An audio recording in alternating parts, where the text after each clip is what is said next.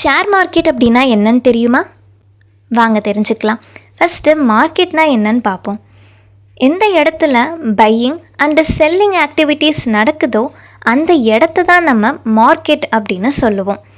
For example, வெஜிடபிள்ஸை எந்த இடத்துல by and செல் பண்ணுறோமோ அந்த இடத்த தான் நம்ம வெஜிடபிள் மார்க்கெட் அப்படின்னு சொல்லுவோம். அதாவது காய்கறி சந்தை.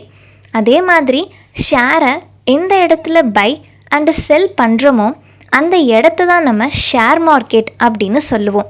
அதாவது பங்கு சந்தை. ஸோ ஷேர் மார்க்கெட் அப்படின்னா என்னன்னு மட்டும்தான் பார்த்துருக்கோம்.